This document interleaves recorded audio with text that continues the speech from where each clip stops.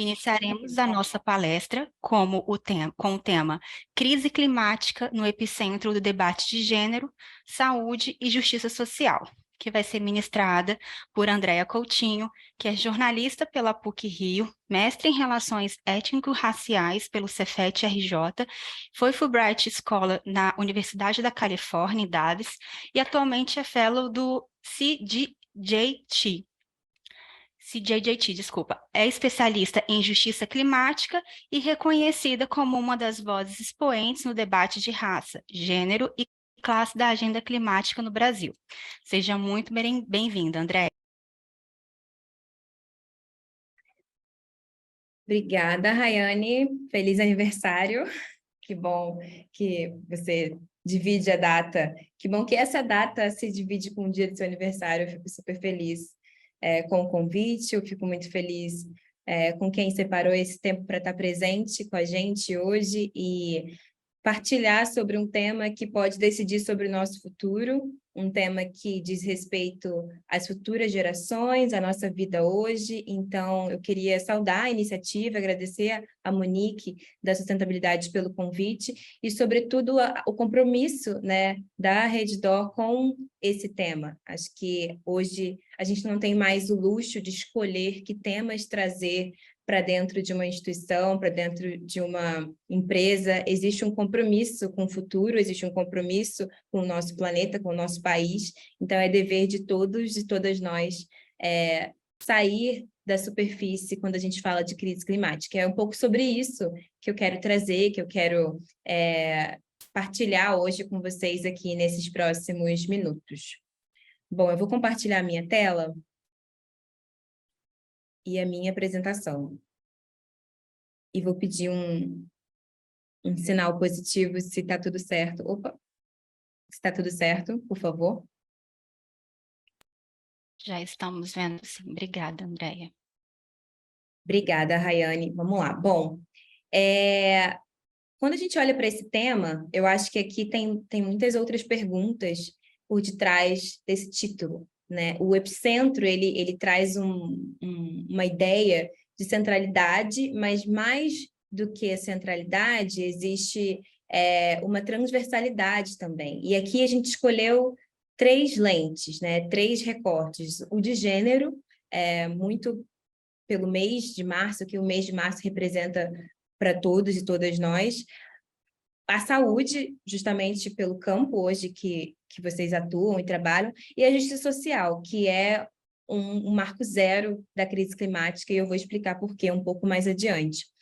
Mas antes da gente se debruçar no próprio tema, eu queria dizer como que eu chego nesse tópico, como que a minha carreira profissional e pessoal, ela chega à crise climática. Eu sou jornalista por formação, então eu escrevo sobre isso, eu entrevisto pessoas sobre esse tema, eu já escrevi diversos ensaios e formatos diferentes de publicação, eu dou aula sobre isso, palestra, e quando eu brinco, né, com a minha família, com os meus amigos, que eu sou monotemática, existe um compromisso muito forte com falar sobre crise climática e também garantir que pessoas de todas as gerações, todas as esferas sociais, de diferentes audiências, diferentes pontos de partida consigam fazer parte desse debate. Isso não é uma tarefa muito simples, porque exige uma adaptação de linguagem, exige abandonar termos técnicos e entender que a crise climática ela pode significar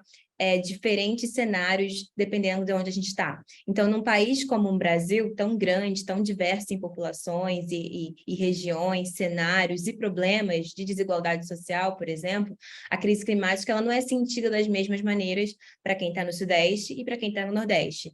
Tão pouco para quem está na Amazônia, tão pouco para quem está em cidades isoladas, comunidades isoladas.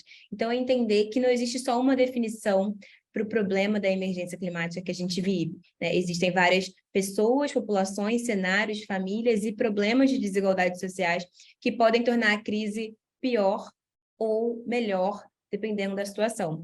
Dizer melhor é até um pouco suspeito, né? Porque ela é ruim em todos os sentidos e, pelo que os dados indicam, pelo que as evidências colocam, ela só tem se agravado. E é um pouco sobre isso que eu quero transitar com vocês hoje é um pouco sobre esse cenário que a minha carreira se constrói.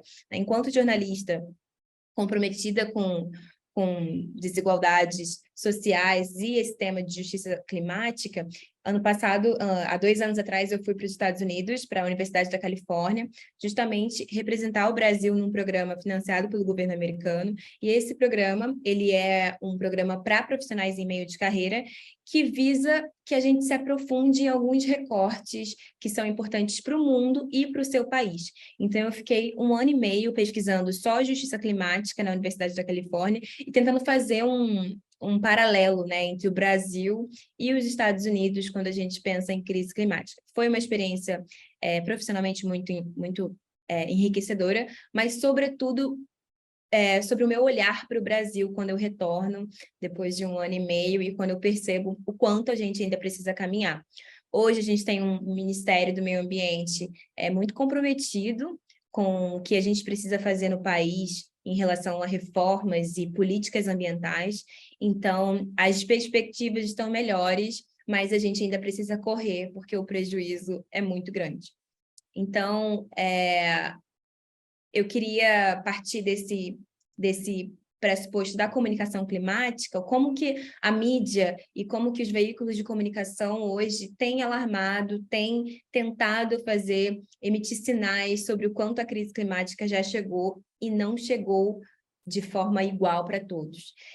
Existe um relatório global, que é um dos mais importantes do Colegiado de Cientistas Internacionais, que se chama IPCC, e todo ano, no mês de março, geralmente março e agosto, ele é lançado com algumas estimativas, né, algumas mensagens-chave do que a gente andou ou regrediu em relação ao último ano, né? Então, cientistas de todo o mundo, de diferentes países, diferentes backgrounds, é bem interessante, assim, esse colegiado com diferentes contribuições do ponto de vista de saúde, de gênero, enfim, de mobilidade urbana, são vários olhares, né, para mostrar o quanto a crise climática ela chegou num limite de que a gente tinha até 2030 para resolver parte do problema, a gente não tem mais até 2030, a gente precisa se antecipar um pouco mais, caso a gente não tenha perdas estruturais em diferentes lugares do mundo, sobretudo nos países mais vulnerabilizados do sul global, né, do eixo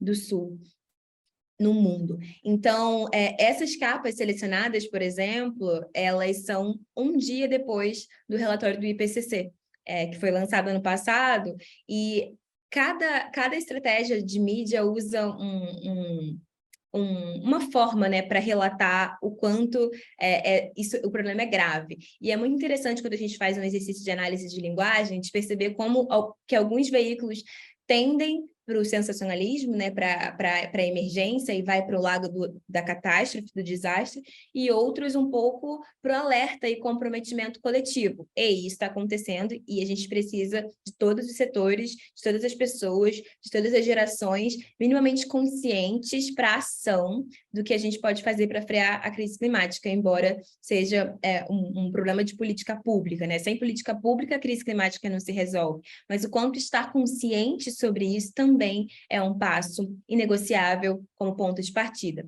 Então, eu gosto de começar com esse mosaico de manchetes, porque mostra o quanto a comunicação, né, o jornalismo, ele tem esse poder não só de informar, mas também de mobilizar. Então, para mobilizar, a gente precisa nomear o problema. Assim como a psicologia incentiva as pessoas a nomearem as emoções, né, o que a gente está sentindo e como que a gente se coloca no mundo, é preciso nomear o problema.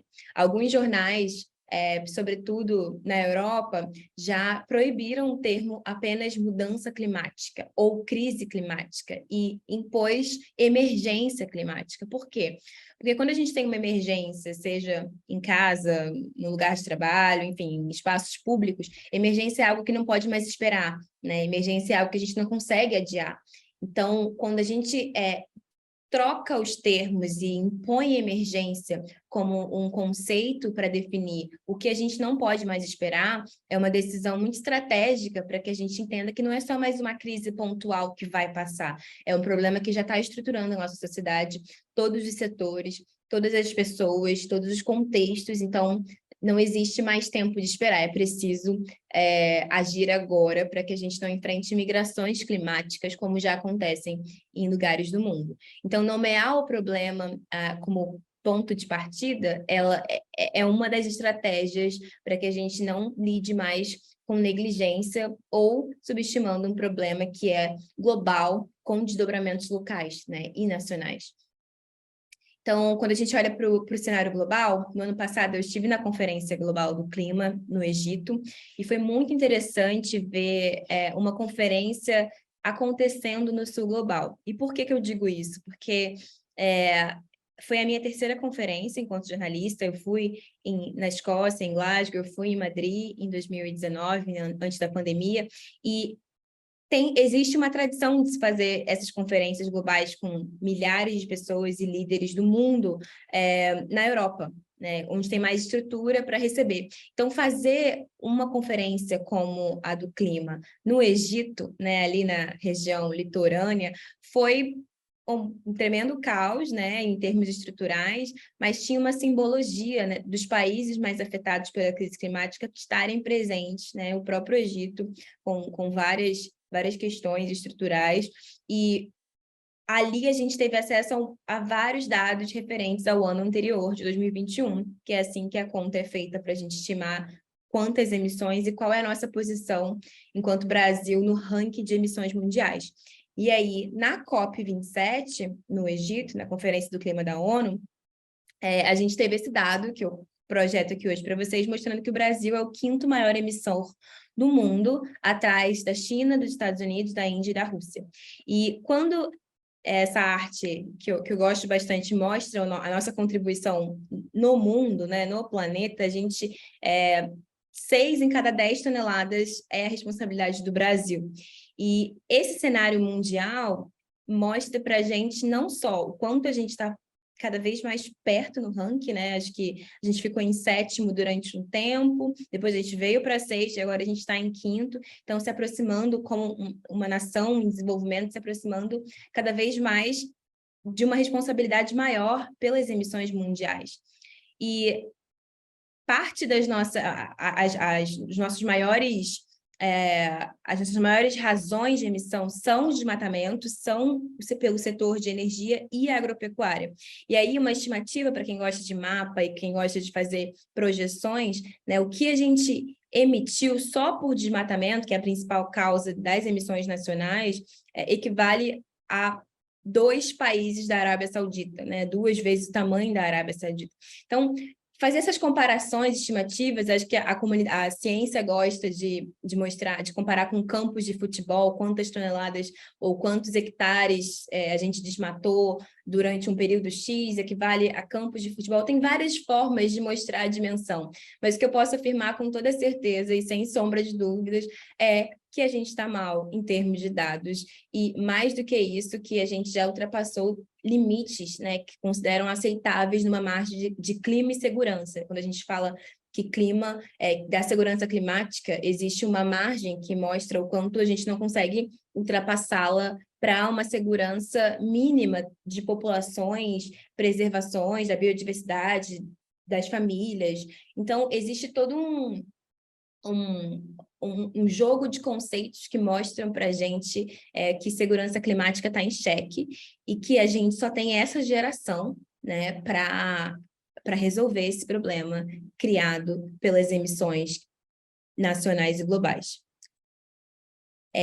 Esse ano a gente já começou com alguns recordes, infelizmente a tragédia que aconteceu no litoral norte paulista mostrou para a gente, né, o pior temporal da história do país, né? Em poucas horas, o que aconteceu ali naquela região extremamente vulnerável foi muito grave, foi muito sério, e não só as enchentes, elas são um símbolo muito forte da crise climática no Brasil, mas quando a gente percebe quem são as pessoas que ou perderam suas casas, ou perderam suas vidas, ou perderam seus territórios, existe um recorte muito forte, né? Um recorte de gênero, um recorte de classe, um recorte de raça.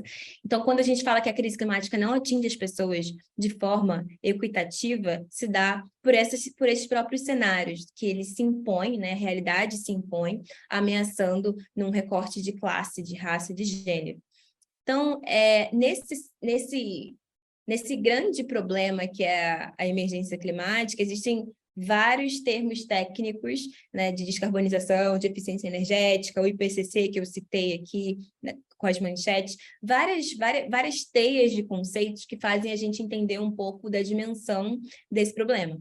E para falar em problema, a gente também precisa falar em solução. Então, quais são os conceitos chaves da agenda climática que eu queria dividir com vocês hoje, enquanto estudiosa? Existe a mitigação e a adaptação. O que é isso? Isso foi o primeiro jogo de palavras assim, que eu achei muito importante dominar quando eu entrei nesse cenário e quando eu comecei a trabalhar com clima.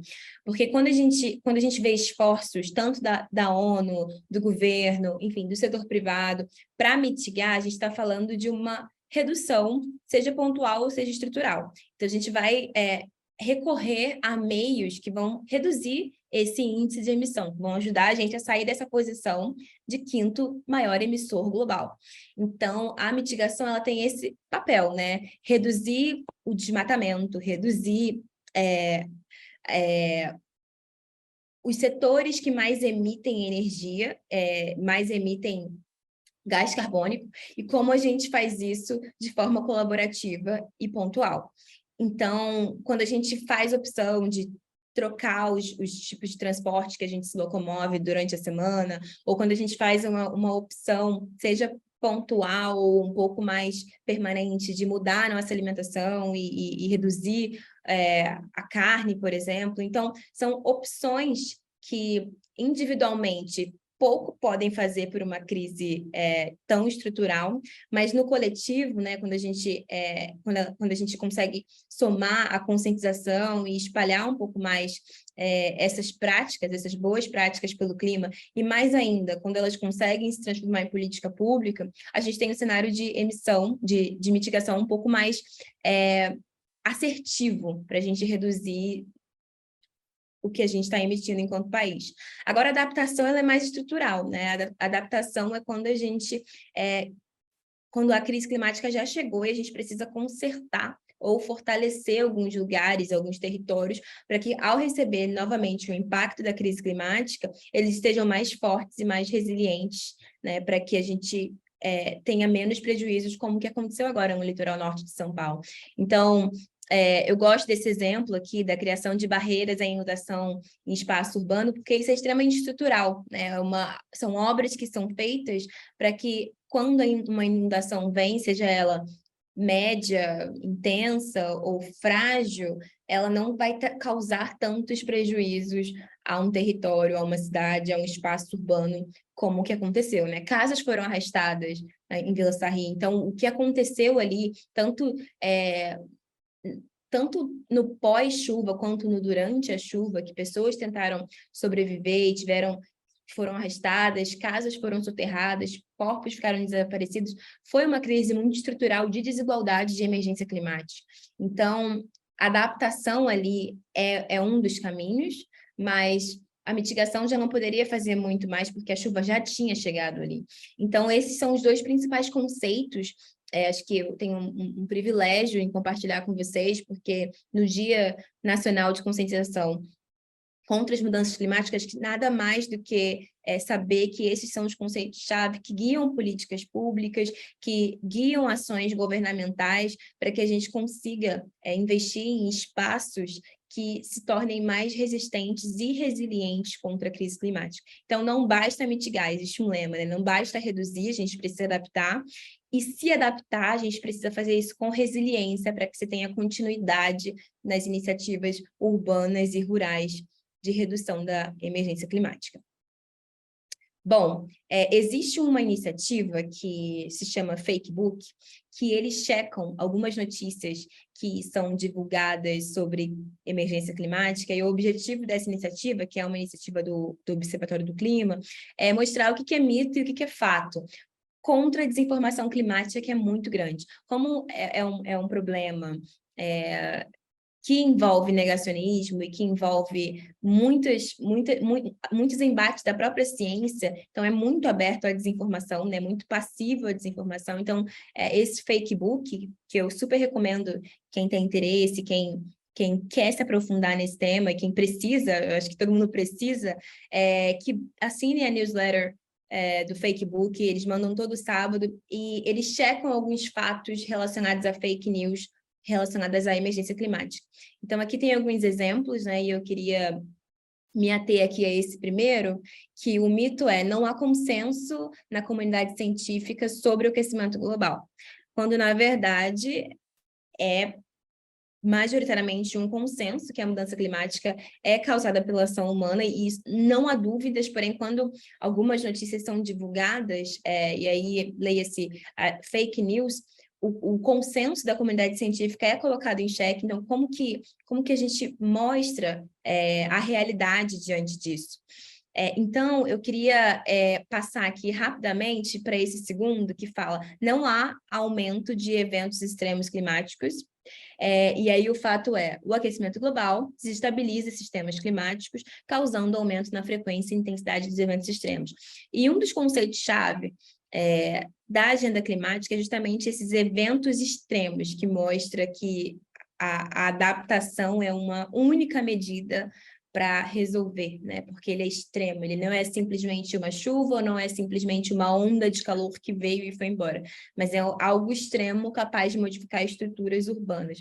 E aqui a gente poderia ficar pelo menos aí 20 minutos só checando mitos e fatos, mas acho que o nosso papel enquanto pessoas comprometidas com a verdade, comprometidas com um futuro climaticamente seguro, é o combate à desinformação climática, é o combate ao negacionismo climático e, sobretudo, conseguir identificar ao nosso redor o que tem mudado e o que tem sido ameaçado pela crise climática, né? Garantir que haja educação climática nas escolas dos nossos filhos, dos nossos sobrinhos, netos, enfim, afilhados. A educação climática já é uma lei no Brasil, só que não aplicada em muitas escolas. Então, como que a gente sai ali daqueles ensinamentos rasos apenas sobre fotossíntese, uma ciência que não contextualiza com uma realidade que a gente está vivendo, que as crianças estão vivendo, e torna, né, esse conhecimento mais pautado no hoje, e não apenas numa perspectiva de futuro, porque a crise climática já chegou e é um tema que veio para ficar. Essa semana, a gente teve um lançamento de um Climate Hub aqui no Rio de Janeiro, de onde eu falo nesse momento, e uma das coisas que eu falei ali na abertura do painel foi que a mudança climática é considerada a última fronteira dos direitos humanos. E o que isso quer dizer? Né? Um tema que se diz enquanto emergência e está extremamente ligado aos direitos sociais, aos direitos de minorias, aos direitos sociais, os direitos humanos, é um tema que não é negociável, né? Então, é um tema transversal a tudo que a gente faz, a tudo que a gente consome, a tudo que a gente se propõe a realizar para a melhoria do bem comum, né? Do bem viver. Então, de afirmar que é a última fronteira dos direitos humanos é justamente um comprometimento não só com a verdade, mas também com a transformação por um futuro que a gente consiga respirar melhor, viver melhor e desfrutar melhor, sem tantas ameaças socioambientais. Bom, aqui tem mais uma parte de mitos, e eu queria partir para um olhar com vocês sobre comunicação. Existem diferentes formas de se comunicar, desigualdades climáticas e emergências, ainda mais no Brasil, né? Um país que tem tantas estatísticas assustadoras sobre desigualdades e sobre ciência climática. E quando a gente se compromete à comunicação climática a partir do nosso lugar, né, a partir do nosso lugar institucional e o nosso lugar pessoal no mundo, profissional, existe uma pergunta que eu devolvo enquanto provocação, né? Para quem que a gente está comunicando? Para quantos? Para onde? Né? Por quanto tempo? Em qual velocidade? Quem tem esse privilégio de acessar informações sobre crise climática e mergulhar nessas informações, compreendendo o que está sendo escrito, ou o que está sendo falado, quem está sendo entrevistado? Será que para retratar a crise climática, a gente retrata mais pelo ponto de vista de vítimas afetadas ou pelo ponto de vista de soluções baseadas na natureza, soluções locais, soluções comunitárias, soluções institucionais?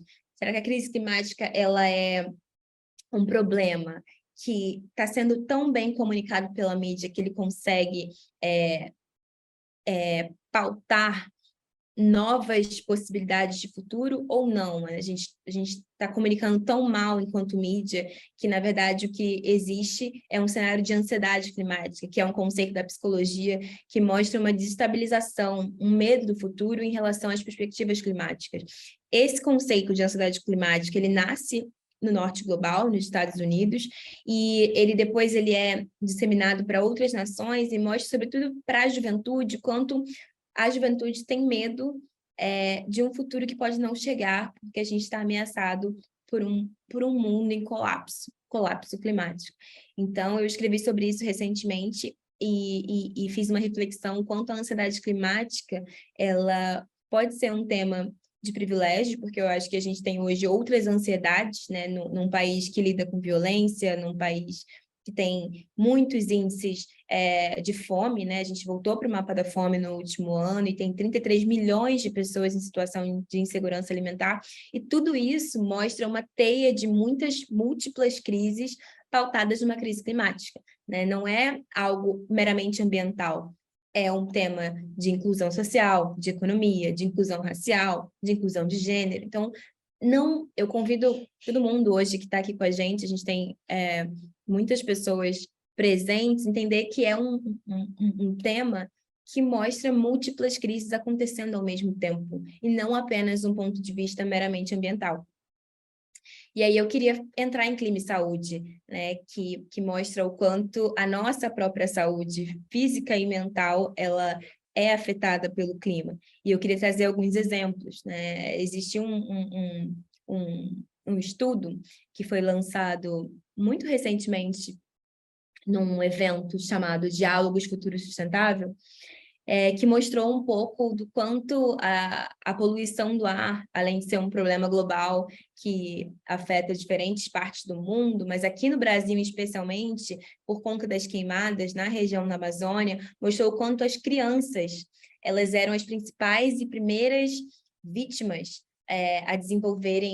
a terem sua saúde respiratória muito afetada em relação às queimadas do que os adultos. Isso se dá porque em parte por conta do pulmão em desenvolvimento, e também em áreas urbanas, o fato delas serem mais baixas, as crianças, elas são as primeiras a respirarem, por exemplo, fumaças que escapam de caminhões e carros. Então, isso as faz um pouco mais vulneráveis do que adultos, jovens, enfim, idosos, por conta desses fatores estruturais da própria formação, né, do corpo de uma criança e da estatura.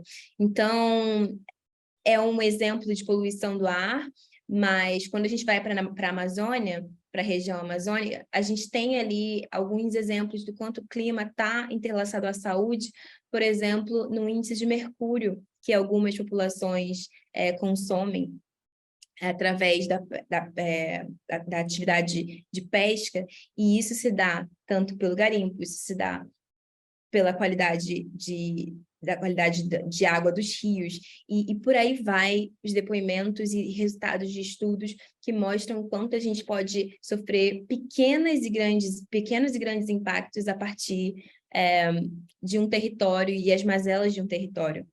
Deixa eu achar aqui. O aumento de alergias, dependendo da região, no Brasil e no mundo, também pode ser intensificado pela crise climática, isso se dá ou pelo calor, extremo calor ou extremo frio, e além de algumas doenças transmitidas pela água. Isso é muito comum em regiões mais periféricas, subúrbios e favelas no Brasil. Existe aqui no Rio de Janeiro algumas periferias que, quando tem enchente, também aumentam o número de problemas de pele em algumas populações, enfim, por conta de populações que precisam enfrentar a chuva. Então, está chovendo, está inundando, mas eles precisam atravessar um determinado percurso, e após esse tempo, o número de alergias ou problemas de pele, de leptospirose, eita, essa palavra é difícil, acaba sendo algo muito, muito recorrente em subúrbios, periferias, favelas, lugares mais pobres.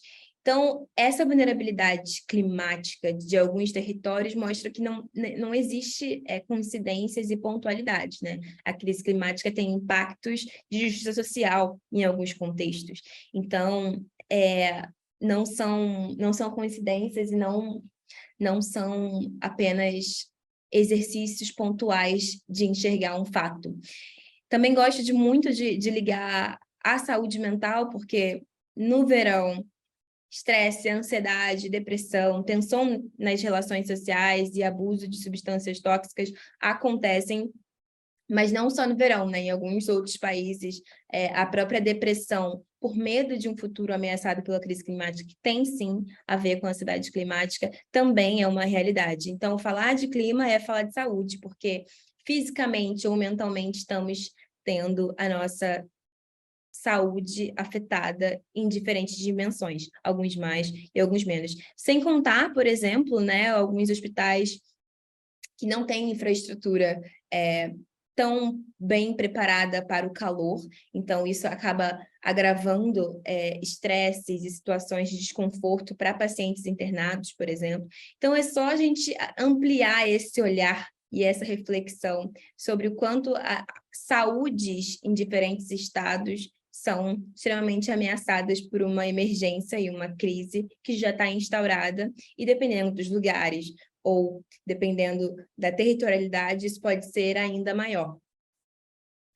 E aí, tudo isso aponta para um cenário de justiça climática e justiça ambiental. Se você nunca ouviu falar nesse conceito, eu tenho o prazer de te apresentar, que é o meu tema de atuação, justiça climática, que mostra que nenhuma população, nenhuma família, nenhum cenário, nenhum país deve ser desproporcionalmente afetado pela emergência climática. E isso é o princípio, porque infelizmente não é o que acontece na prática, né? A justiça climática, que é um desdobramento da justiça ambiental, ela vem com esse olhar, né? O que a gente pode fazer para que a desigualdade que já existe, ela não seja ainda mais agravada pela emergência climática.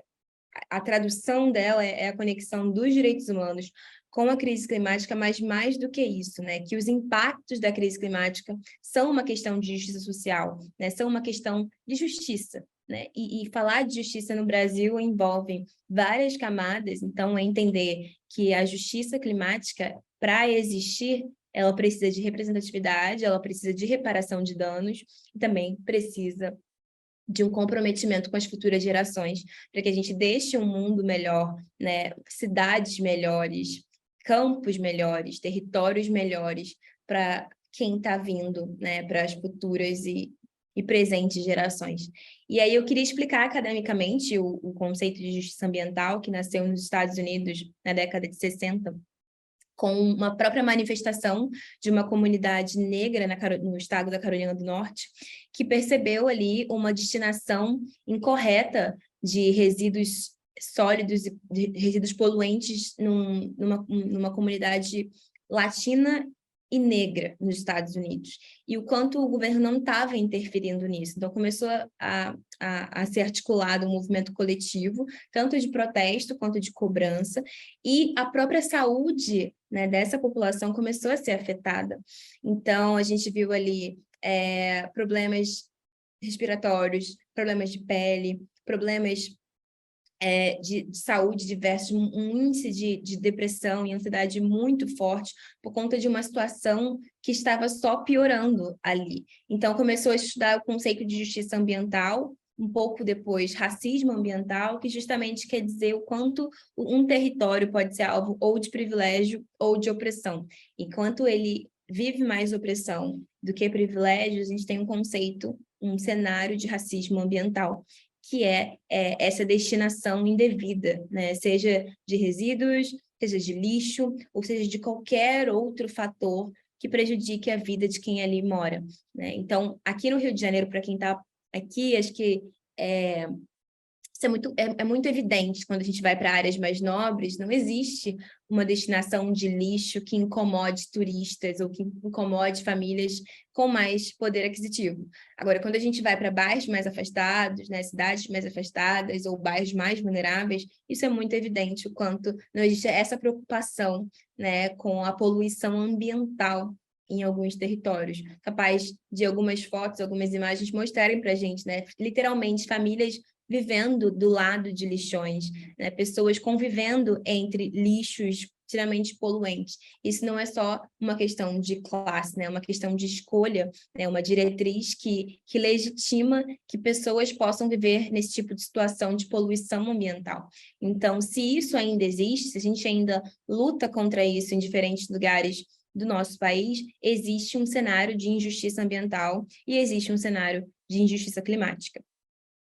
E aí a gente pode traçar, né, a partir desse pressuposto que a justiça climática é, de fato, o marco zero da justiça social, porque ela mostra para a gente que se existem pessoas ou morrendo primeiro e de forma pior, em detrimento da crise climática, existe um problema que ele vai um pouco além de ser visto apenas como ambiental, né?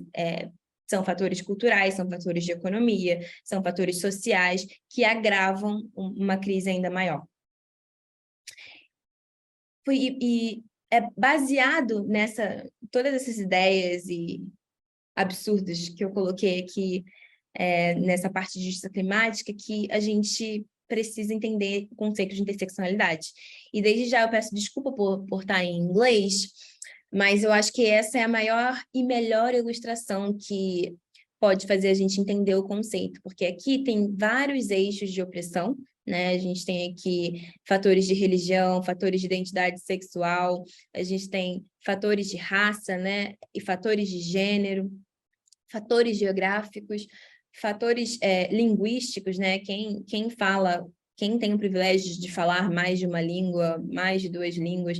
Então, o quanto raça, classe, geografia, religião e todos os fatores, tom de pele, né? Que aqui está o colorismo, eles são ou eixos de privilégio ou eixos de opressão e como essa dominação ela acontece em todos os setores. Então, interseccionalidade é um conceito da academia, né, essa categoria analítica, que permite que a gente mostre quantas opressões são sobrepostas, né? Não basta apenas olhar uma lente de gênero, a gente precisa entender de que mulheres estamos falando, são mulheres que trabalham, são mulheres independentes, são mulheres negras, são mulheres trans, são mulheres com deficiência. Então, no mês da mulher, a gente precisa entender que a interseccionalidade, ela mostra para a gente a complexidade das opressões e, sobretudo, na emergência climática, né? Porque quando as evidências mostram o quanto as populações estão sendo afetadas, existe uma roda da interseccionalidade que faz essa visão ser ainda mais afunilada e mostrando que as populações elas têm ali um padrão, né? Ou de classe, ou de raça, ou de gênero. Então, esses são os mais evidentes quando a gente faz uma análise mais crítica, mas a interseccionalidade é quem ajuda a gente a perpassar por justiça climática com mais profundidade.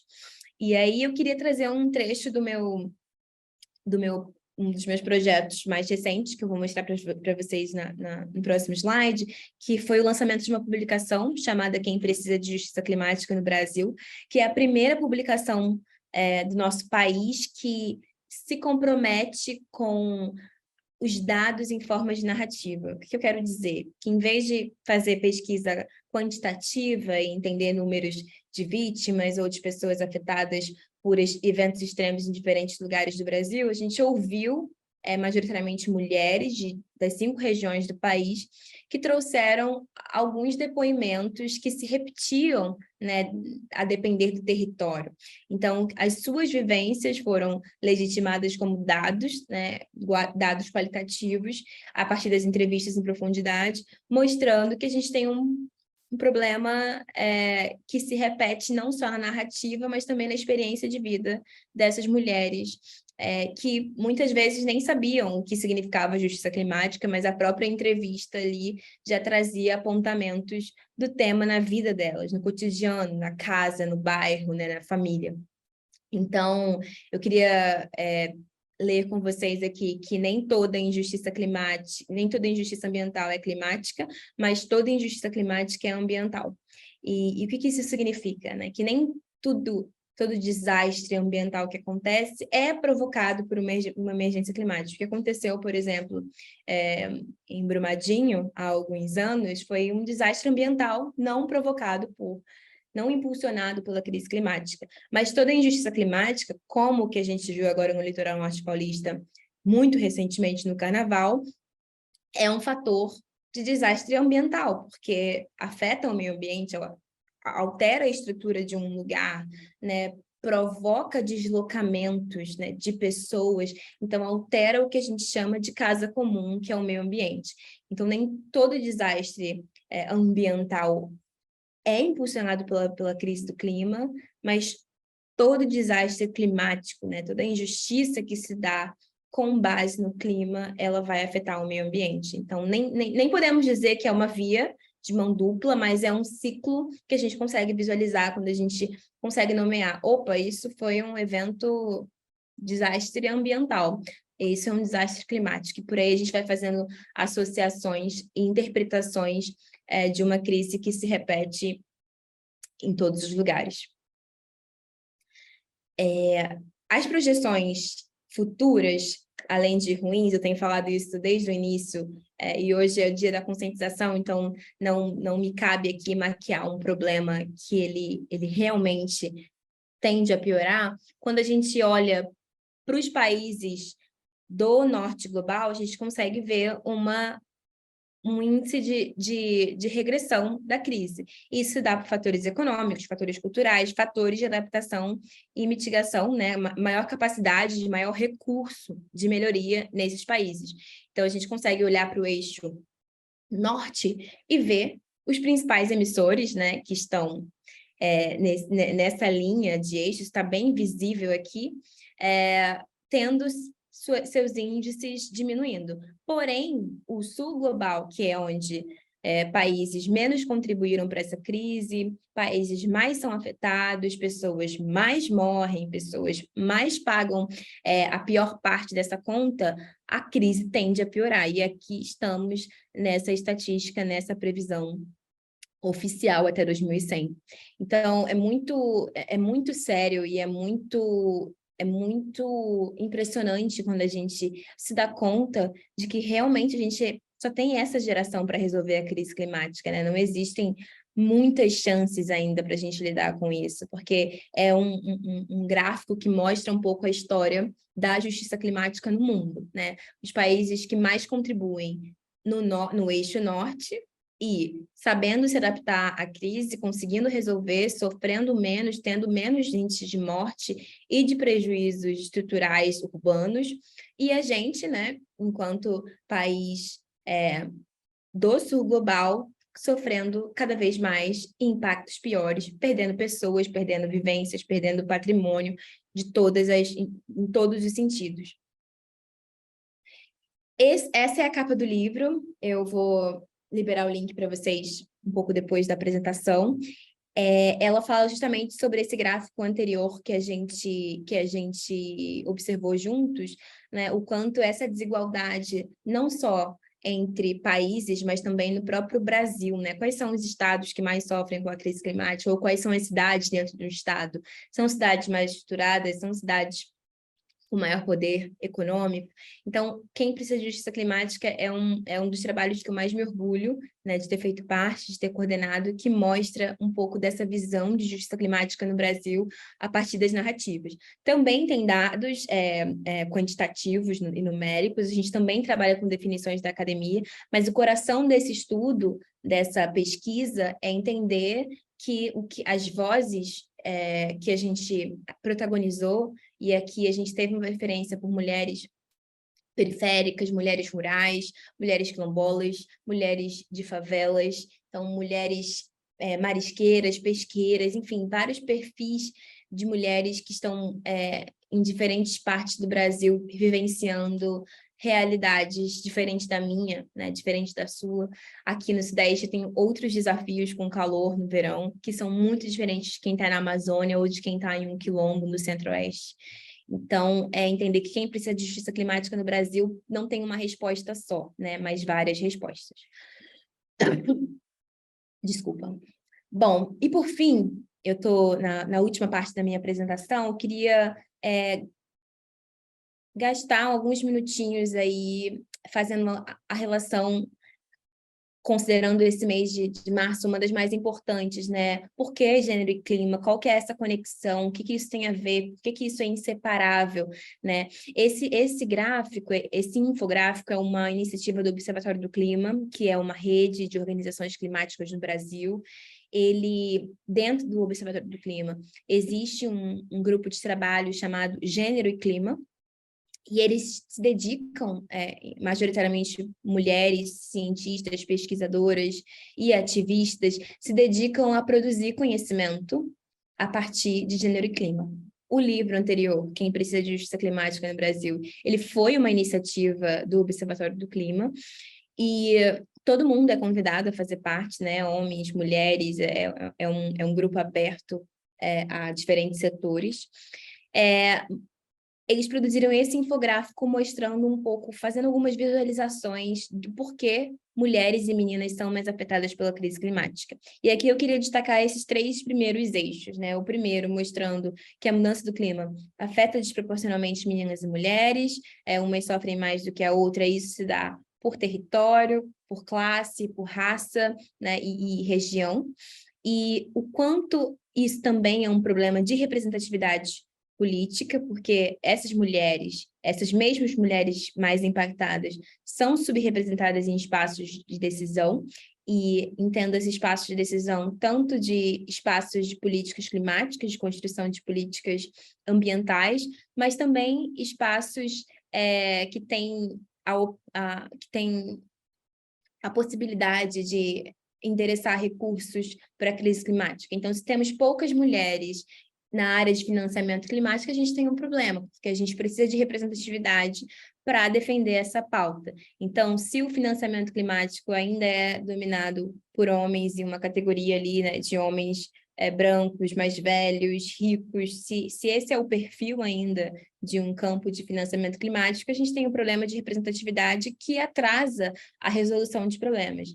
Então, considerando a subrepresentação política, considerando que a mudança do clima ela faz esse impacto desproporcional com a lente de gênero, é preciso também reconhecer que as mulheres já contribuem para frear o agravamento da emergência climática, apesar do pouco reconhecimento, porque nesse próprio infográfico, que eu adoraria fazer uma apresentação só baseada nele, porque quando a gente clica nele, ele mostra dados correspondentes. Então, aqui, nessa terceira aba, que mostra que as mulheres protegem a biodiversidade, garantem a segurança alimentar, diversificam a renda, preservam conhecimentos tradicionais e ancestrais, restauram florestas. Então, várias iniciativas diferentes protagonizada por mulheres, mostra o quanto o gênero e clima não é só uma questão ideológica, né? É uma questão, é um fato, uma evidência que mostra as mulheres como parte da solução da crise climática a partir de uma lente de gênero. E tem várias conexões, gente. Uma das mais improváveis, que eu sempre faço questão de falar, é que em alguns países, sobretudo ali do leste asiático, a crise climática tem aumentado o número de casamentos infantis. E por que isso acontece?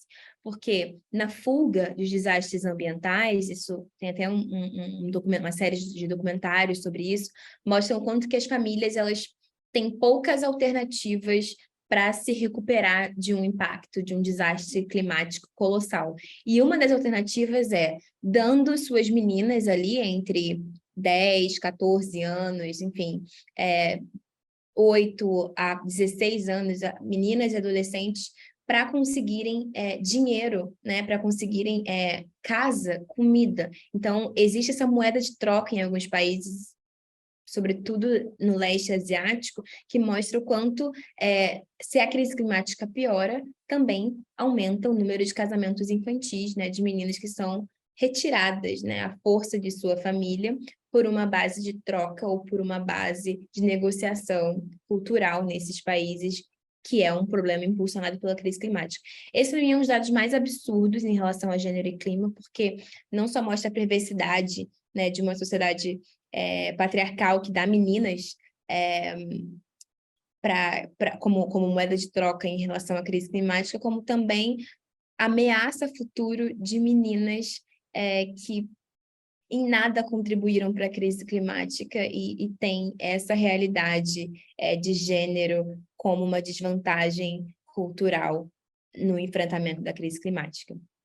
E aí eu selecionei 3 reportagens de veículos que eu acompanho. Essa aqui é da Folha de São Paulo, que mostra que a manchete no dia 8 de março mostrou que das perdas econômicas ao aumento na violência, mulheres são as mais impactadas pela mudança do clima.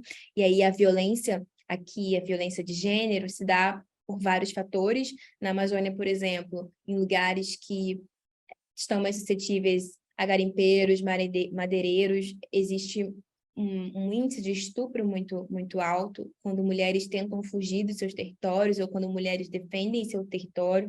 Então, a violência de gênero é uma realidade muito forte nessas comunidades. Quanto mais isoladas, o problema é pior.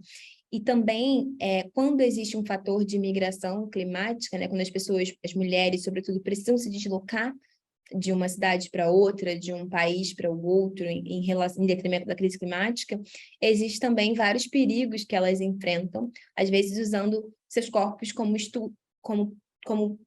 escudo para proteger seus filhos, proteger sua família. Então, tem todo uma reflexão estrutural que não é só fugir para sobreviver, é fugir e enfrentar problemas atrelados à violência de gênero. Não é só uma fuga, né? Nessa fuga, a gente também está sujeita a várias desigualdades baseadas em gênero. Então, são perdas e danos, mas também são aumentos de violência que são muito desproporcionais quando a gente compara, né, com os homens.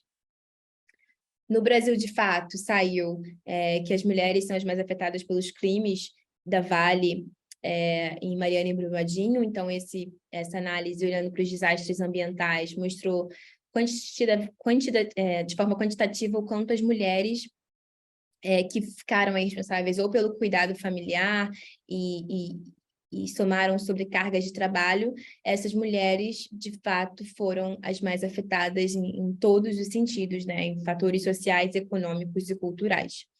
E, por fim, a própria agência da ONU, que anualmente produz estudos e pesquisas em relação a desastres naturais com a lente de gênero, mostra vulnerabilidades do próprio corpo, né, a desastres naturais. E isso se dá pela dificuldade em termos de fuga, ou porque mulheres precisam voltar em casa para resgatar alguém, e nessa que volta em casa acaba morrendo. Então, são várias possibilidades de morte e de perda de vida por uma perspectiva do desastre.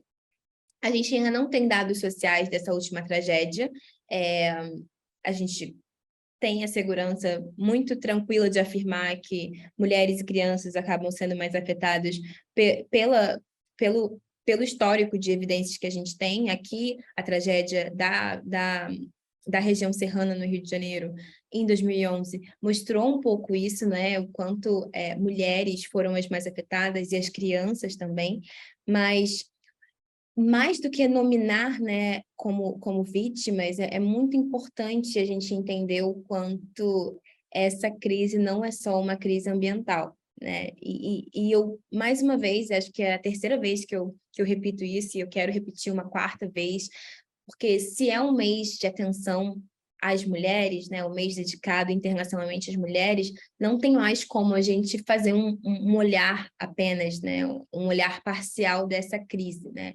Preciso assumir partidos sobre quais defesas a gente quer fazer, quais tipos de políticas públicas a gente quer lutar por um país que mata mulheres em diferentes dimensões, né? Seja pela violência doméstica, seja pela violência climática, ou seja por vulnerabilidades extremas.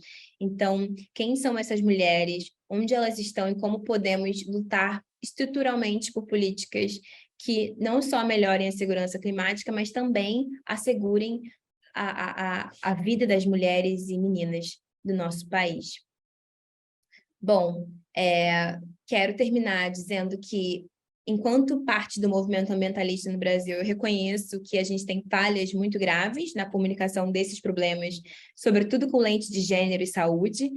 O primeiro é a imprensa, né, a forma como a gente se retrata em relação à crise climática, como a gente não nomeia os problemas de forma mais nítida, mostrando que as interseccionalidades são reais, né? Que nem todo mundo está navegando nessa crise com o mesmo barco, e essa é uma ótima metáfora para mostrar que a gente está numa tempestade e que existem pessoas partindo com barcos com diferentes estruturas, né? Quanto melhor é o seu barco, mais chance você tem de sobreviver. Então, mostrar a justiça climática enquanto manchete, enquanto centralidade das matérias é um papel da imprensa que tem sido muito falho, mas tem melhorado nos últimos anos.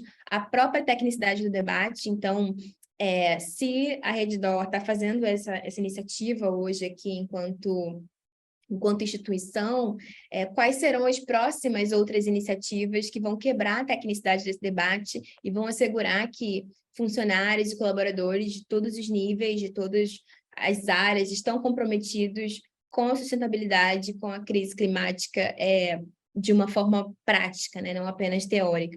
E quem são os porta-vozes que são escolhidos para falar sobre isso? Existe diversidade na prática? Temos jovens sendo convidados também para trazer essa perspectiva, temos mulheres negras, temos pessoas que moram em situação de vulnerabilidade climática. Quais são as perspectivas que a gente tem dado para esse debate em relação à diversidade de pessoas e possibilidades de enfrentamento? Porque se é para manter uma exclusão, é melhor que não se escolha nenhum porta-voz, né? Porque o sistema ele já é excludente. Então, a falta de inclusão também é uma falha contínua do movimento climático.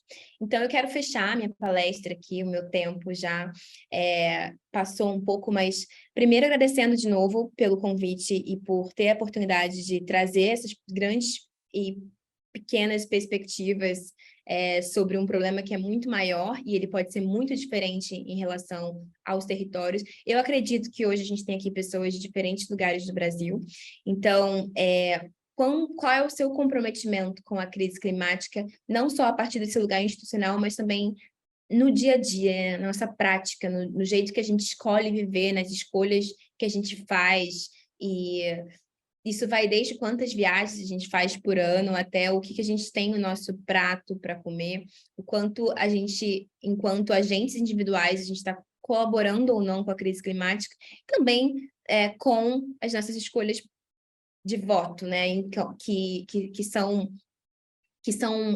apontam para um olhar que pode ter impacto para comunidades maiores, né, dimensões maiores, né? O nosso voto tem poder de impulsionar a crise climática ou de reduzir, dependendo de quais políticas climáticas serão feitas a partir de um voto.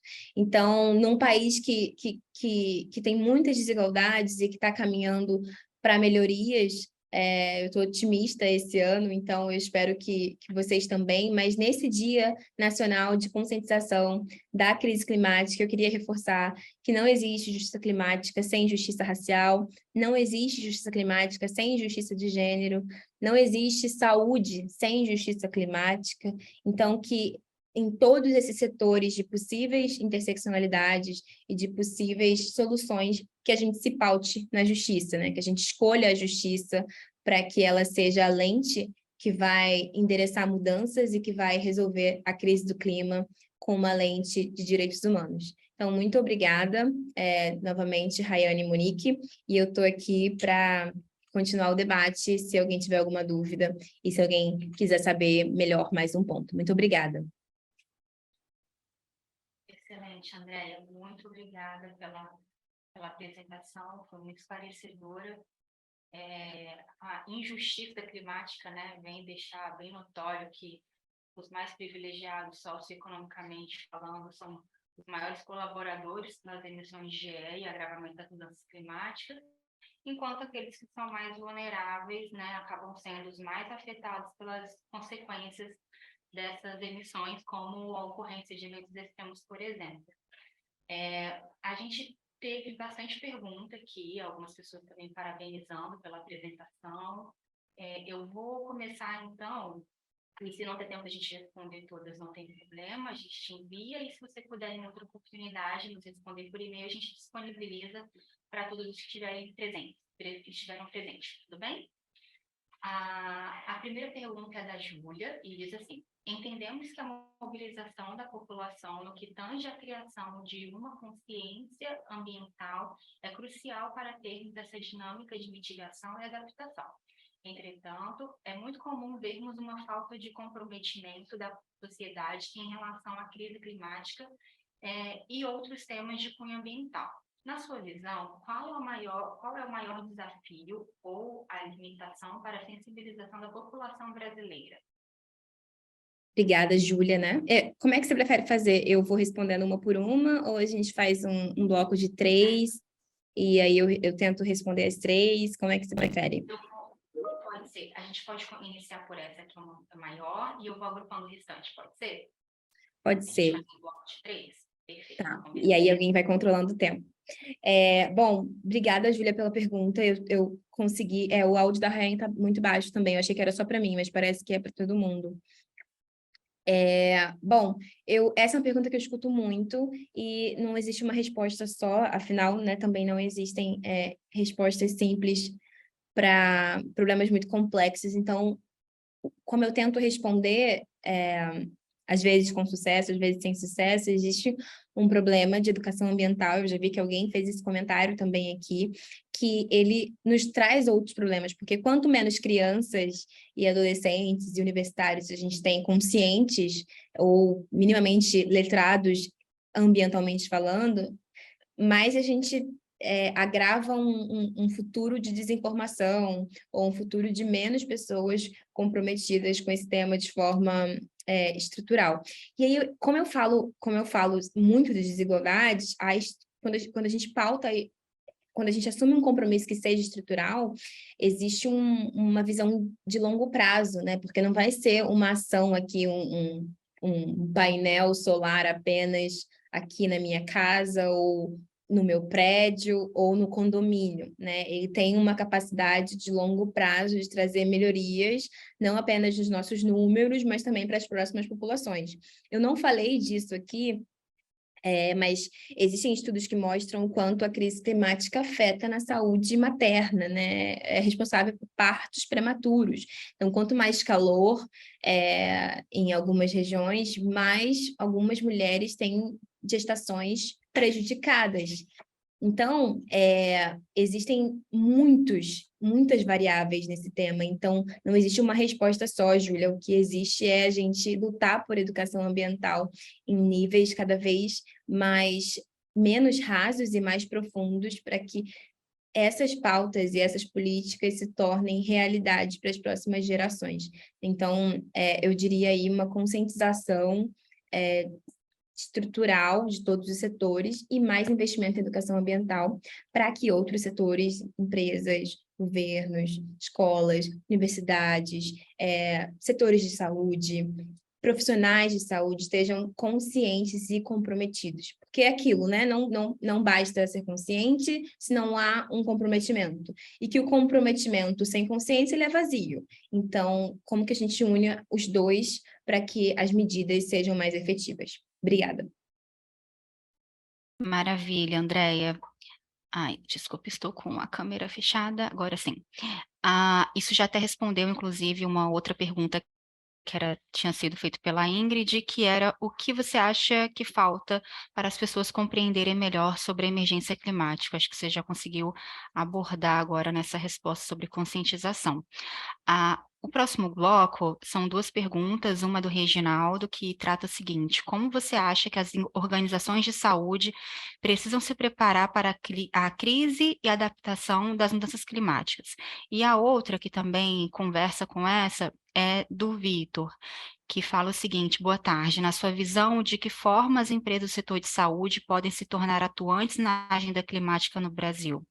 Já se deparou com bons exemplos tanto no Brasil ou no exterior? Obrigada pela pergunta. Eu tenho uma memória de um relato de uma aula que eu tive nos Estados Unidos, numa disciplina de ecologia, ética ambiental e ecologia decolonial, que mostrava, fazia uma comparação de hospitais, né, em diferentes lugares, e aí fez uma comparação em hospitais de ponta, né, e hospitais com menos estrutura, que recebiam mais gente. E aí fez uma comparação também de acordo com a estação, como era a situação desses hospitais no verão e como era a situação no extremo inverno, e aí leia esse extremo inverno com muita neve, né, e com temperaturas abaixo de zero. E eu posso, inclusive, tentar resgatar esse texto, porque eu acho que ele, para quem pode ler em inglês, ele tem uns insights muito interessantes para profissionais da saúde, que mostrava assim, o quanto estar consciente não era o suficiente, a gente precisava de um hospital que fosse adaptado à crise climática para receber e dar conta daquela crise instaurada de pacientes chegando num extremo inverno. E aí, no hospital localizado na região de baixa renda, o aquecedor estava ruim. Então, as pessoas chegavam e umas padeciam de frio, estavam num lugar que não conseguiam. O problema era mas ali o frio se tornou um problema. Então, mostrava que estar consciente da crise climática num lugar, num bairro de baixa renda, de vulnerabilidade climática no inverno, não era suficiente para salvar as pessoas, porque a gente tinha um problema ali de aquecedor, né? Um problema técnico. Então, é muito triste perceber o quanto a estrutura ela pode jogar contra uma possível solução. Então, acho que formar médicos pela perspectiva ambiental, né, que eles estejam conscientes de que no verão os tipos de doença eles são mais incisivos do que outras, entender que o recorte de onde os pacientes vêm, eles podem dizer sobre a crise climática sob uma outra perspectiva, ter uma leitura geracional do problema também faz parte da capacitação institucional. Acho que os hospitais, né, as redes hospitalares precisam investir em capacitação institucional com essas possibilidades, porque hoje a gente tem excelentes profissionais com a tecnicidade, né, em dia em relação à medicina, mas existe uma crise que ela está o tempo todo se reinventando, e é uma crise que ela é agravada tanto pelo racismo como pelas violências de gênero. Então, perceber, né, que os pacientes precisam ser analisados por uma interseccionalidade é um dos caminhos. E outro é ver a estrutura, né, porque alguns hospitais, olhando aqui para o nosso sistema único de saúde, existem muitas lacunas, e aí nem sempre a gente consegue resolver isso, mas quando existe uma conscientização da crise climática afetando populações que chegam tanto em hospitais preparados quanto os despreparados, o problema tem a mesma origem, né? Mas as pessoas que têm a possibilidade de terem melhor atendimento, isso vai depender do poder aquisitivo dessas pessoas. Então, eu estou falando tudo isso porque a estrutura dos hospitais e a formação desses profissionais, elas podem jogar muito a favor dessa conexão de clima e saúde, mas parte muito de uma capacitação institucional. Por isso que, mais uma vez, eu queria muito parabenizar essa iniciativa aqui no Dia Nacional da Conscientização das Mudanças Climáticas, porque vocês estão fazendo essa formação, né? Não sei se é obrigatória ou não, mas eu achei que teve um bom número de pessoas, e isso mostra um comprometimento com o passo número 1, que é a educação, a formação, a capacitação institucional. Obrigada pela resposta, Andréia. E então, o último bloco, a gente fica com uma pergunta aqui que a gente não conseguiu identificar o usuário, que diz o seguinte: Andréia, você esteve na COP27. A abertura da imprensa mostrou que um dos principais resultados da reunião está relacionado à criação de um fundo que os países desenvolvidos disponibilizariam para que os países em desenvolvimento possam criar ações para reduzir os efeitos da emergência climática. Já existe um direcionamento que indique quais ações devem ser priorizados para o uso desses investimentos na atuação sobre as emergências climáticas? Excelente pergunta. Você falou que não deu para ver o nome, né? Não, não conseguimos identificar o usuário. Tudo bem, muito obrigada. Quem fez essa pergunta, esse fundo, né? Para quem não sabe, o nome desse fundo é um fundo de perdas e danos. Na história foi muito histórico, porque em todas as COPs anteriores, isso é algo que sempre foi postergado, né? Então, foi um fundo de países ricos, nações ricas, comprometidas com países pobres. Então, é muito dinheiro para adaptação, resumidamente. Só que ainda não sabemos como e quando isso será implementado. Esse ano, a gente tem a próxima COP em Dubai, começa no dia 30 de novembro e vai até o dia 12 de dezembro. Mais uma COP muito importante, muito decisiva, só que até lá a gente precisa saber como que esse recurso ele vai ser espalhado pelos países e nações em vulnerabilidade. Então, assim, foi uma grande vitória? Foi, inegavelmente, porque falar de justiça climática não envolve só conscientização, a gente precisa de dinheiro e como esse dinheiro será bem distribuído para resolver problemas de adaptação climática. Porém, como esse fundo milionário ele vai ser endereçado e distribuindo, isso não a conferência não fechou isso, né? O que é um absurdo, né? Uma conferência que dura aí 15 dias acaba sempre se estendendo para 16, 17 e não resolve como usar o dinheiro, quais vão ser as rotas desse dinheiro para países que estão sofrendo diferentes emergências climáticas. Então, é como se a gente avançasse, né? O fundo foi criado, vamos celebrar. E a gente dá um passo atrás. Ok, mas esse fundo está parado, nada aconteceu ainda. Então, a minha esperança enquanto pesquisadora, estudiosa desse tema, que agora que a gente vai ter o IPCC lançado agora em março, faltam poucos dias, novas estimativas vão vir, né, novas estatísticas, e a partir dessas estatísticas, isso é uma pressão para que esse fundo seja mobilizado e seja endereçado o mais rápido possível para as nações. Maravilha, obrigada, Andréa, pela resposta. Nós temos algumas outras aqui, mas já queria agradecer a participação de quem esteve com a gente até o finalzinho, e quem também colocou as perguntas, o Fábio, temos também uma outra pergunta da Júlia, comentário do Eduardo, do Jorge, do José Jorge. Essa a gente não conseguiu responder agora e perguntar, no caso para a Andréia, a gente vai disponibilizar posteriormente. Muitos elogios, tá? Parabéns pela palestra. Queremos mais uma vez agradecer a sua participação, por ter topado, né, estar aqui com a gente hoje nessa data, pelo excelente trabalho que você tem feito na sociedade.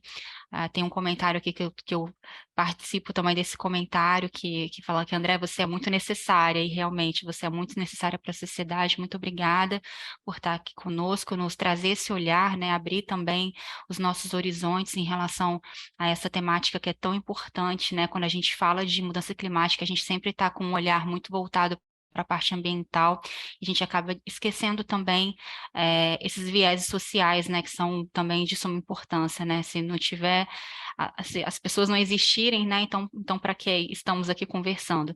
Então, muito obrigada mais uma vez, e agradecer a todos que estiveram com a gente até o finalzinho, que participaram, que mandaram suas perguntas, o pessoal que está aqui nos bastidores, né, o pessoal do suporte, obrigado ao Gabriel, ao Cauê, a Monique, que esteve aqui auxiliando também da nossa equipe com as perguntas e todo o direcionamento. Todos que participaram, nossos agradecimentos, e esperamos ter uma próxima oportunidade para falarmos um pouco mais sobre esse tema.